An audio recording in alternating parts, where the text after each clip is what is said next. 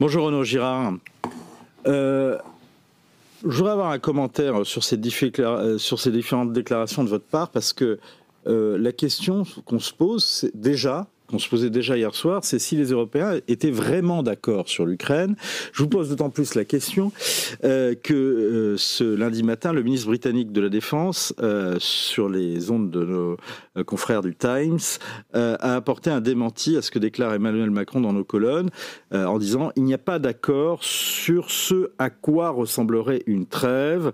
Plusieurs options sont sur la table, sous réserve de discussions plus approfondies avec les partenaires américains et européens, mais d'une trêve d'un mois n'a pas fait l'objet d'accords. » Donc sur quoi ils sont d'accord ?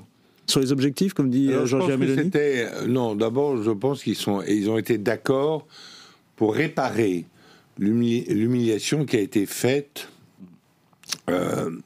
à Zelensky à la Maison-Blanche. Parce qu'effectivement, le vice-président et le président des États-Unis peuvent avoir des opinions contraires, des avis contraires, ou considérer que leurs intérêts ne sont pas servis par Zelensky en ce moment, c'est tout à fait légitime, ça les regarde, mais on ne traite pas comme cela quelqu'un qui a traversé l'Atlantique pour venir vous voir. Eh bien justement, on va regarder cette séquence, on y revient juste après.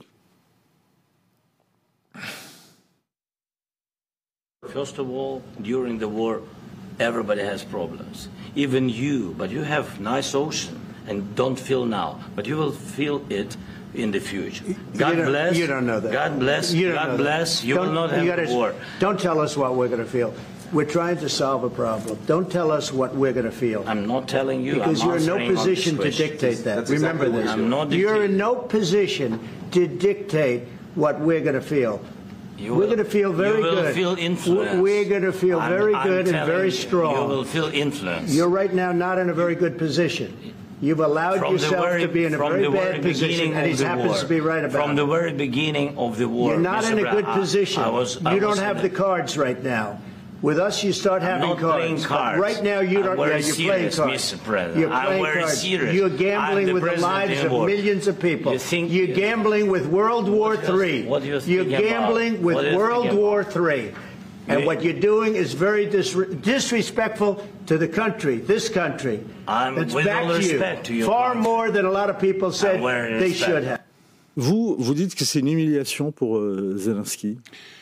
C'est d'abord un peu une humiliation aussi pour la Maison-Blanche, parce que... C'était la question que j'allais vous poser. Oui, parce qu'on ne traite pas... D'abord, on ne parle pas des affaires d'État devant la presse, si vous voulez. C'est ce que reproche Vance, d'ailleurs, à Zelensky. Non, mais alors peut-être que Zelensky a été maladroit, mais c'est pas lui qui a décidé d'inviter la presse dans le bureau ovale quand même. Alors, il a été maladroit parce qu'il aurait sans doute dû rien dire puisqu'il y avait la presse. On ne peut pas faire des discussions d'État devant la presse qui veut toujours, évidemment, c'est son rôle, mettre de l'huile sur le feu, etc. En fait, à un moment, il demande à J.D. Vance, dans la séquence juste avant, mais de quelle diplomatie voulez-vous parler ? Et c'est là que J.D. Vance commence à être extrêmement agressif. Il n'y a aucune raison d'être agressif. On peut dire, écoutez, nous, on a des intérêts différents, mais le laisser parler. Surtout qu'il y a un côté un peu gênant, parce que le pauvre, il n'est pas dans sa langue, il est en anglais. Il a appris l'anglais il y a 4-5 ans, Zelensky. Avant, il ne parlait bien que le russe, en fait. Et donc, les autres ont un avantage. Ça paraît complètement déséquilibré, ça paraît grossier, ça paraît brutal, ça paraît dire on est les plus forts, donc en fait t'as pas la parole, t'as pas voix au chapitre. Est-ce que c'est pas acceptable, si vous voulez? Alors je sais que Roosevelt a traité De Gaulle comme ça. Roosevelt a traité De Gaulle comme cela, mais De Gaulle a été plus malin. Il a jamais pris de front en public. Il s'est défendu. Mais donc, est-ce que vous pensez que Macron et peut-être Keir Starmer ont encouragé Zelensky à tenir tête à Trump devant les caméras de la Maison? Non, je pense que c'était pas du tout prévu. En fait, ça a dérapé. Ça a dérapé. Alors, il était un peut-être un peu maladroit. Effectivement, c'était sans doute maladroit. C'était pas nécessaire de la part de Zelensky d'expliquer à Trump qu'il avait un océan. Mais c'est pas. Mais ça n'appelait pas une telle réponse. Est-ce que le passé d'acteur de Zelensky, traitant des faisant de la politique un petit peu comme de la télé-réalité, d'ailleurs comme les Trump, est-ce que finalement ils n'ont pas été justement rattrapés par leur passé? Oui, alors lui, effectivement, il s'est peut-être, il n'a pas compris. Je pense que peut-être l'ambassade ukrainienne aux États-Unis ne l'a pas bien préparé, visiblement. Il n'a pas compris qui étaient Trump et Vance, alors qu'on les connaît, si vous voulez. Ce sont des gens qui peuvent être assez agressifs. Lui, il avait besoin de revenir avec un maintien minimum d'aide militaire et de renseignements américains, c'est tout. Il était prêt d'ailleurs à signer un deal sur les métaux rares qui ne sera pas forcément punitif pour les Ukrainiens, parce que les Ukrainiens ont intérêt à ce que des sociétés américaines s'installent sur le sol d'Ukraine. Et là, tout est parti, mais on ne peut pas accuser Zelensky d'être fautif, parce qu'on a le transcript. Alors, c'est ce qu'ont fait les Européens, c'est qu'ils ont réparé cette brutalité américaine faite au nom de l'Occident. Ils en ont eu honte et ils l'ont réparé en le faisant recevoir par le roi, etc. En disant non, on honore un chef d'un État qui a été agressé et qui finalement se défend quand même assez courageusement. Je vais vous poser une question un petit peu cynique, un peu brutale, mais finalement, s'il n'a pas les Européens, est-ce qu'il est important, il est nécessaire, au-delà de la morale et au-delà de la décence, de montrer à Zelensky qu'on le soutient? De toute façon, seuls les Européens le soutiennent aujourd'hui. Aujourd'hui, seuls les Européens le soutiennent. Alors maintenant, effectivement, il faut prendre la bonne idée de Trump, parce que l'idée de Trump d'arrêter le bain de sang est une bonne idée. Pourquoi ? Mais parce que il faut que la jeunesse ukrainienne et même la jeunesse russe arrête de mourir quand même. C'est une guerre fratricide, il faut le dire, pour des concepts de frontières que les gens... Mais vous dites que c'est une guerre fratricide, alors que quand on entend les dirigeants européens, quand on entend tous ceux qui volent au secours de Volodymyr Zelensky depuis quelques heures, disent au contraire que l'Ukraine est la sentinelle de l'Occident face au monde russo-slave. Alors non, l'Ukraine appartient au monde slave et au monde orthodoxe. Maintenant, il a rejeté l'aspect autocratique des régimes et corrompu des régimes à l'est de la ligne de Théodose, si vous voulez, qui n'applique pas le droit romain. Vous situez peut-être la ligne de Théodose. Oui, c'est la ligne entre l'Empire latin, si vous voulez, d'Occident, où le droit romain est le plus important, et l'Empire d'Orient, où en fait c'est la décision du roi, du tsar, du César, qui est la plus importante. Je vais vous donner un exemple. Lorsque vous voulez construire dans votre maison de campagne un atelier au fond, vous dites est-ce que je vais avoir mon permis de construire? Est-ce que j'ai le droit de construire quelque chose? Dans l'empire, de l'autre côté de l'empire de Théodose, en Russie par exemple, dit est-ce que le tsar va me donner l'autorisation? Donc chez nous quand même, c'est beaucoup plus verticalisé. Non, le droit prime, c'est-à-dire le droit romain. Nous sommes dans une ère, nous en Occident, de droit romain, c'est-à-dire qu'on obéit tous, on est censé en tout cas, tous obéir au droit, alors que en Orient, c'est le bon vouloir du tsar. Voilà, c'est le bon vouloir du tsar. Je reviens sur l'actualité. Donc, Emmanuel Macron, dans nos colonnes, parle d'une trêve d'un mois dans les airs, sur les mers et dans les infrastructures et sur les infrastructures énergétiques. En clair, on ne tape pas sur les centrales. C'est ce qu'il propose. Apparemment, les Britanniques, eux, ne sont pas forcément sur la même longueur d'onde, contrairement à ce que dit Emmanuel Macron dans nos colonnes. Mais est-ce que cette trêve pourrait être une bonne idée? Oui, bien sûr que c'est une bonne idée. Pourquoi? Parce qu'il faut arrêter la boucherie et peut-être travailler là-dessus. On ne va pas résoudre le conflit ukrainien en une minute, mais il faut déjà arrêter que des gens meurent, arrêter les bombardements, arrêter l'appauvrissement de l'Ukraine et d'ailleurs de la Russie qui est concomitant. Il faut d'abord arrêter ça et ensuite négocier sur cette base. C'est ce qui s'est fait d'ailleurs dans tous les conflits. Dans le conflit entre Israël et l'Égypte, qui est maintenant réglé, c'est ce qu'avait réussi Kissinger après la guerre du Kippour. Il avait dit: on ne va pas donner une victoire à Israël, il faut que chacun, ce soit 15 partout, et on va instituer un cessez-le-feu. C'est ce qui a été fait, et c'est ce qui a permis, quelques années plus tard, à Sadat d'aller à Jérusalem et de faire une paix qui tient toujours entre Israël et l'Égypte. Et donc, effectivement, c'est une bonne idée. Pardon Renaud, mais il y avait eu les accords de Minsk en 2016, et ça n'a pas tenu. Alors, il y a eu les accords de Minsk, qui étaient plutôt en 2015, février 2015. Alors, ils n'ont pas tenu. Pourquoi ?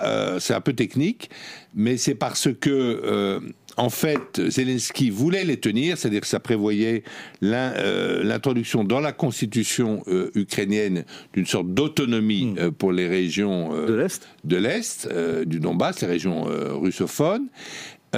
Et il a dû faire de la politique intérieure parce que il y a des mouvements extrêmement nationalistes, et il y en a en Ukraine qui ont fait des manifestations à ce moment-là à Kiev. Il a dû céder, et effectivement les Ukrainiens n'ont pas appliqué les accords de Minsk. Et pire encore, on sait aujourd'hui, puisque Merkel et Hollande ont eu la sottise de le dire, qu'ils avaient négocié ces accords de Minsk, mais pas de bonne foi. C'est-à-dire qu'ils n'avaient pas l'intention, ont-ils dit, de les appliquer. Est-ce que c'est pas justement ça qui fait peser une menace et qui pèse sur la crédibilité d'une proposition européenne aujourd'hui? Ah bah oui, ça c'est le fait que Hollande et Merkel avaient dit qu'ils n'avaient pas négocié de bonne foi, que c'était simplement pour que l'Ukraine puisse se réarmer, c'est terrible, effectivement. Ouais. Les Russes ne peuvent pas avoir confiance. Donc, en fait, ce dont on s'aperçoit aujourd'hui, ce qui est très intéressant, c'est que pour faire la paix, on a quand même besoin des Américains, à la fois du côté russe, parce que Poutine respectera sans doute un deal avec